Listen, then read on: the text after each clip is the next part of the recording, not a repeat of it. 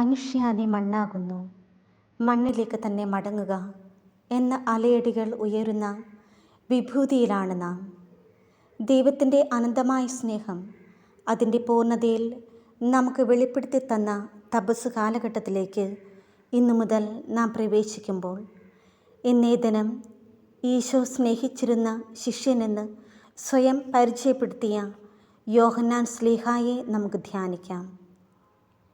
ഇടിമുഴക്കത്തിൻ്റെ പുത്രനെന്ന് ഈശോ പേര് വിളിച്ചവനാണ് യോഹന്നാൻ. സ്വഭാവം കൊണ്ട് തങ്ങളെ സ്വീകരിക്കാത്തവരെ നശിപ്പിക്കാനും തങ്ങളെ അനുഗമിക്കാത്തവരെ തടയാനും ശ്രമിച്ചയാൾ.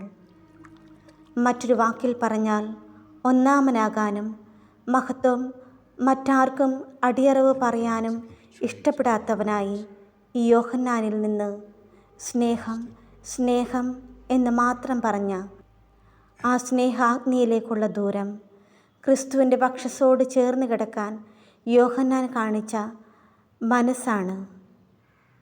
എല്ലാവരും ഓടിപ്പോയപ്പോഴും ഒറ്റയ്ക്ക് വിട്ടിട്ട് പോകാൻ കഴിയാതെ ആ കുരിശിൻ്റെ വഴികളിലൊക്കെ കൂടെ നടക്കാനും അവസാനം ആ കുരിശിന് കീഴെ നിൽക്കാനും ശക്തി ലഭിച്ചത് ആ വക്ഷസോട് ചേർന്ന് കിടന്നപ്പോൾ കിട്ടിയ കരുത്താണ്.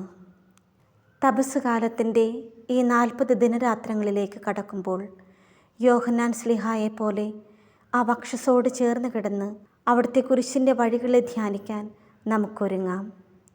ഈശോ സ്നേഹിച്ചതുപോലെ നമ്മുടെ അനുദിന കുരിശുകളെ സ്നേഹിക്കാൻ, അതിലുപരി ഈശോയുടെ വക്ഷസോട് ചേർന്ന് കിടന്ന് ഈ ഒരുക്കത്തിൻ്റെ ദിനങ്ങൾ നമ്മുടെ രൂപാന്തരീകരണത്തിൻ്റെ ദിനങ്ങളായി ക്രിസ്തുവിൻ്റേതു മാത്രമായി തീരാൻ നമുക്ക് ആഗ്രഹിക്കാം.